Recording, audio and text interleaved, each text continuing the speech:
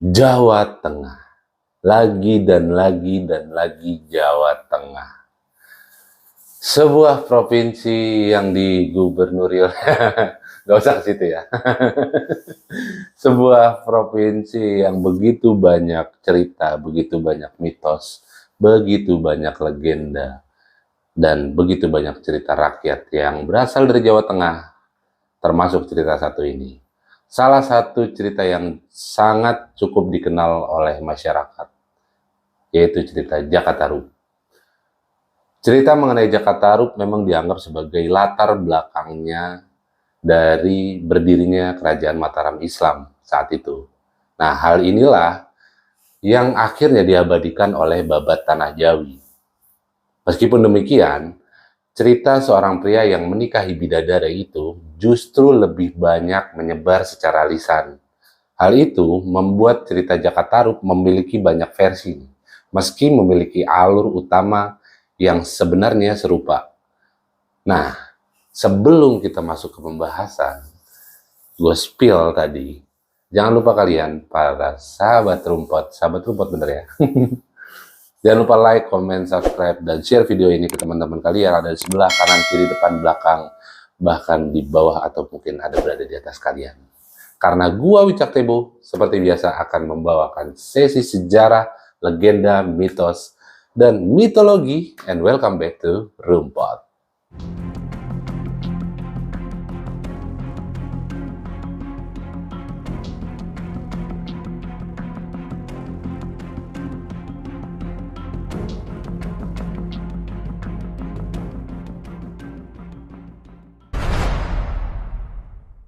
Legenda Jakataru merupakan salah satu cerita rakyat yang diabadikan dalam naskah populer sastra Jawa Baru atau Babat Tanah Jawi. Nah, jika dikisahkan pada masa lalu nih, hiduplah seorang pemuda bernama Jakataru yang tinggal di sebuah desa. Nah, menurut legenda, Jakataru itu merupakan seorang pria tampan yang cukup populer di desanya. Nah, ketampanannya tersebut membuat banyak perempuan di desa itu ingin menjadi istrinya. Wah, gatal juga nih. Nah, sayangnya nih, Jakataru itu selalu menolak dan berpikir bahwa perempuan-perempuan di desa tersebut tidak cukup cantik untuknya. Sombong juga. Nah, singkat cerita, seperti biasalah, Jakataru melakukan pekerjaannya, yaitu mengumpulkan kayu di hutan. Dan sesekali dia berburu gitu di hutan. Nah, ketika ia menyusuri hutan, Jakataru mendengar suara air terjun, dan gak hanya itu nih, Jakataru juga merasa mendengar samar-samar nih, ada suara banyak gadis dari arah air terjun tersebut. Nah, karena penasaran, akhirnya Jakataru mencoba untuk pergi ke arah suara yang ia dengar nih. Dan ya, betapa terkejutnya dia ketika dia melihat banyak gadis cantik yang saat itu sedang mandi di sungai tersebut. Dan seketika, sekonyong-konyong, tiba-tiba ia terpesona dengan kecantikan yang dimiliki oleh gadis-gadis tersebut. Tapi nggak lama setelah itu, gadis-gadis itu tuh akhirnya mengambil selendang miliknya masing-masing gitu. Dan secara tiba-tiba mereka tuh terbang gitu aja ke langit. Nah, Jakataru merasa kalau gadis-gadis itu tuh bukan manusia biasa nih. Mereka pasti dia pikir tuh kayak semacam bidadari dari kayangan. Nah, di hari berikutnya nih, Jakataru kembali nih ke air terjun tersebut nih dan memutuskan untuk diam-diam mencuri salah satu selendangnya. Selendang gitu, mencuri salah satu selendangnya dari ya salah satu bidadari tersebut. Random lah ini. Pokoknya ya karena cakep semua kan ya random aja lah. Yang mana aja juga cakep semua, nggak ada yang dipilih kan. Hal ini lantas membuat salah satu bidadari akhirnya tidak bisa pergi ke langit nih, nggak bisa pulang ke kayangan. Bidadari ini pun akhirnya sedih gitu dan menangis ketika ditinggal oleh saudara-saudaranya naik ke kayangan. Melihat hal ini, melihat bidadari ini menangis, Jakataru sebagai seorang hero lantas menghampiri dan bertanya nih, "Mengapa kamu menangis, nak?" Bukan nak ya. Ya, mengapa kamu menangis, Dek? Ya, bahasa sekarangnya Kak, gitu kan. Kayak mau pesen gue ini ya, mesen ojek online. Jadi dia nanya gitu, kenapa nangis gitu. Nah, diceritakan lah oleh si bidadari ini gitu. Dia bahwa aku tuh lagi kehilangan selendang gitu. Aku nggak bisa kembali ke rumah. Semua saudari-saudariku tuh udah pergi ninggalin aku. Namaku Nawang Wulan. Aku akan memberimu apapun jika kamu bisa menemukan selendangku. Begitu kata Nawang Wulan. Aku akan membantumu. Tetapi jika kita tidak dapat menemukannya, kamu bisa tinggal di rumahku dan kamu bisa menjadi istriku. Jawab Jakartarup. Nah, karena Jakartarup ini, aduh, kayak gue udah kangen storytelling gitu ya. Nah, karena Jakartarup akhirnya menyembunyikan selendangnya ini dengan sengaja miliknya si Nawang Wulan, maka ia pun akhirnya berpura-pura mencari dan ya nggak ketemu gitu, nyari-nyari terus nggak nemuin dari selendangnya itu kan.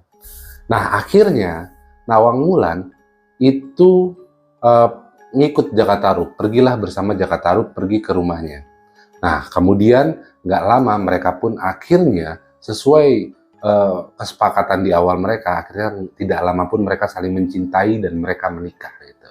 Ternyata nih setelah akhirnya mereka menikah, mereka dikaruniailah seorang anak perempuan dan akhirnya diberi nama Nawangsih. Nawang Wulan yang pengasih. Cocokologi aja gue. Setelah itu kehidupan Jakartarup dan keluarganya pun akhirnya bisa dikatakan berkecukupan gitu. Itu disebabkan karena ilmu sihir yang dimiliki oleh Nawang Wulan. Bisa dibilang ilmu sihir atau memang ya memang ilmu yang dia punya ketika dia menjadi bidadari si Nawang Wulan ini.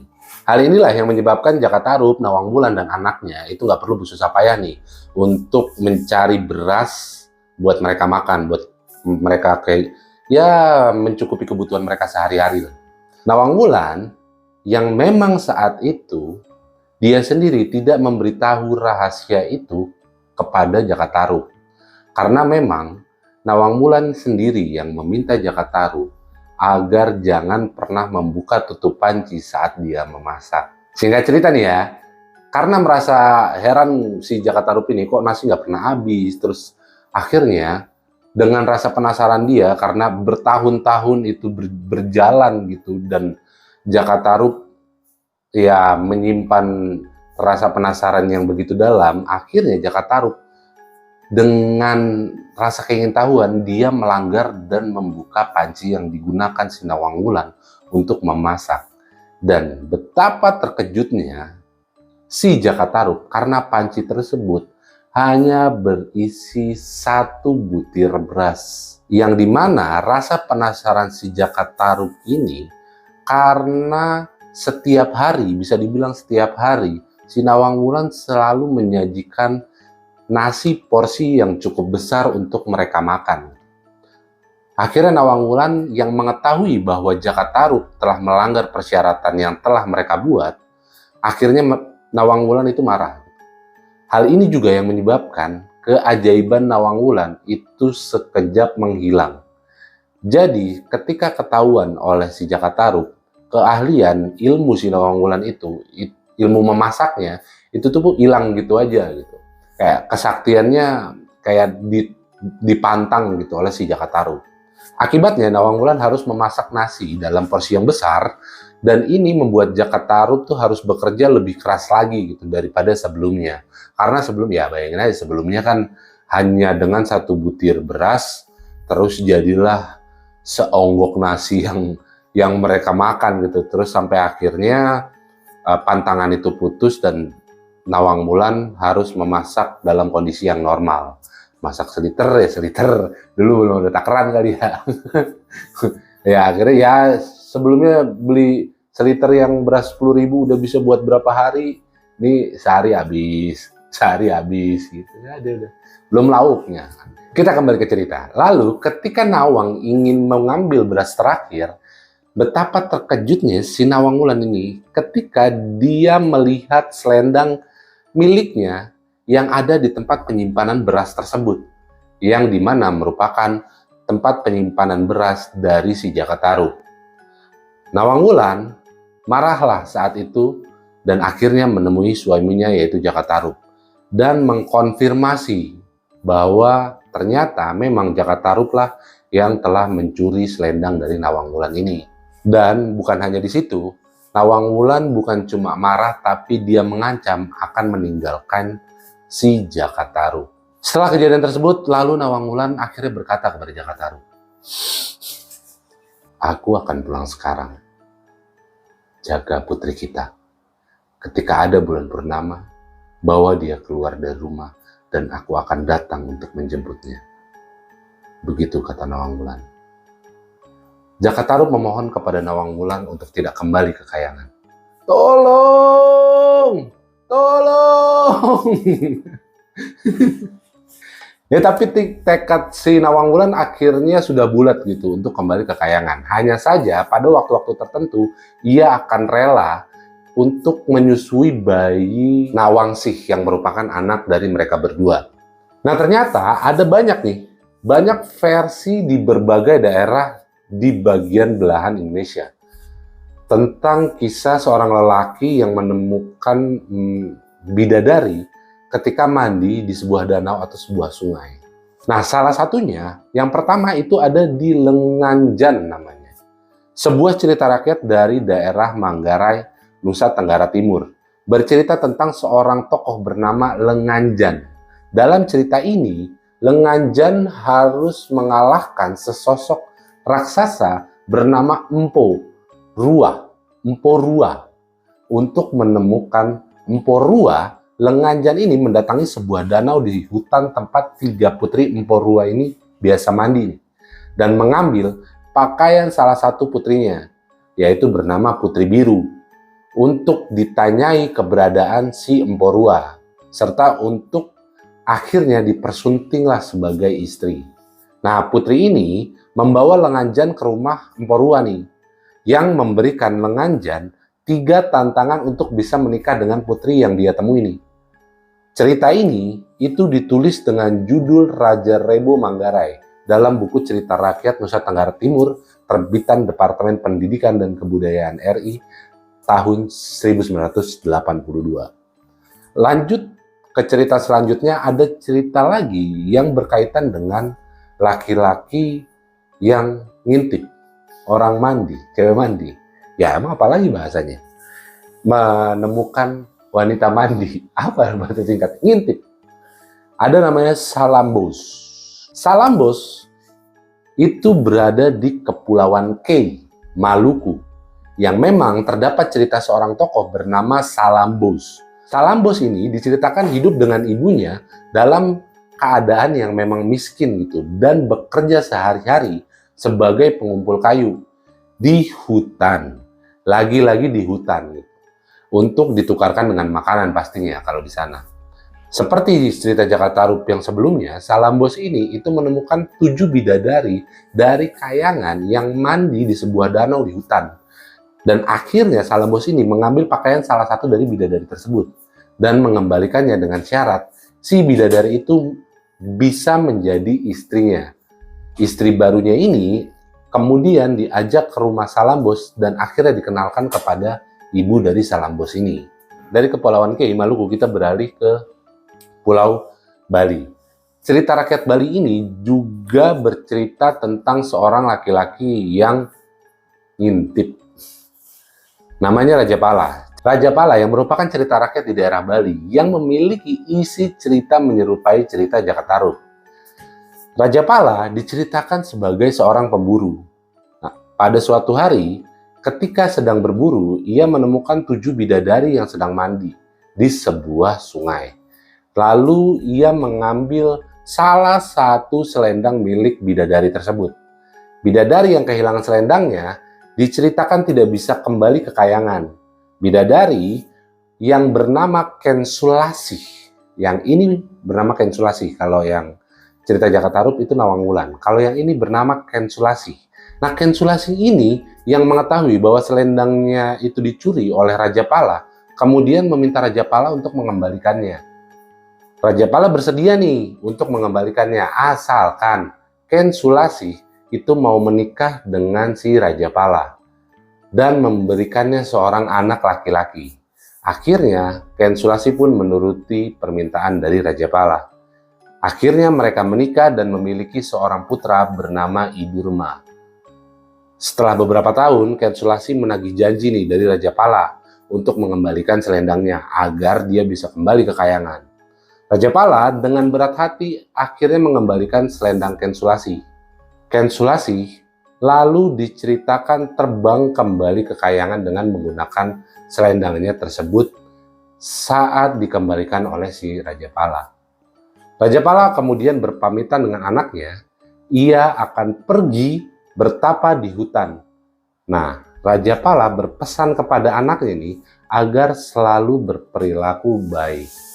Mungkin itu yang disampaikan ibunya gitu lewat si Raja Pala, karena kalau dari cerita yang si Raja Pala ini dengan Ken Sulasi itu tidak menunjukkan interaksi dari Ken Sulasi dengan anaknya. Peristiwa legenda Jakatarup dan 7 bidadari dipercaya terjadi memang di daerah lagi-lagi Gunung Kidul, daerah istimewa Yogyakarta, karena memang DI daerah istimewa Yogyakarta itu menyimpan banyak cerita rakyat yang akhirnya menjadi sebuah legenda, yang akhirnya menjadi sebuah mitos. Dan tidak jarang juga banyak masyarakat, terutama daerah istimewa Yogyakarta, yang benar-benar mempercayai cerita tersebut.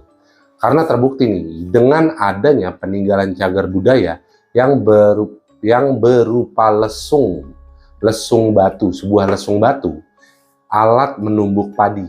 Lesung itu tuh alat menumbuk padi gitu, tapi dia dari batu. Nah, lesung ini yang dipercaya sebagai peninggalan dari Jakatarup.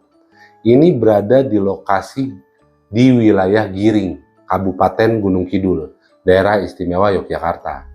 Dari tempat lesung peninggalan Jakatarup nih, itu sekitar 5 km ke arah Gua Maria. Di atas itu ada bukit, ada komplek pemakaman Jakatarup, Pangeran Bondan Kejawan, dan Dewi Nawangsih. Dan tokoh-tokoh yang lainnya pastinya. Nah, buat sahabat Trumpot yang mungkin mau melihat, bisa datang langsung ke daerah Gunung Kidul tersebut. Tapi ya kalian nggak akan menemukan bidadari yang mandi di sungai ya pastinya ya. Karena bisa jadi hal tersebut adalah mitos atau memang cerita itu memang benar adanya gitu. Kita tidak ada yang tahu namanya.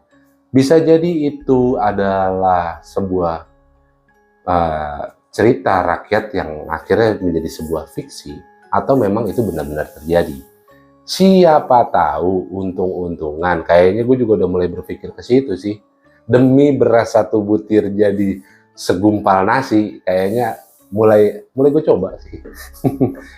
Ya, oke, buat para sahabat Rumput, itu sedikit cerita tentang Jakatarup. Mungkin banyak lagi cerita-cerita yang bisa gua ulik dan bisa gua share ke kalian pastinya. Dan ya terutama Jakatarup ini, kayak Jakatarup tuh sebenarnya juga memiliki beberapa cerita yang sejarah yang sebenarnya gitu. Kayak contoh salah satu mungkin akan gue bahas di next episode-nya kayak gitu ya.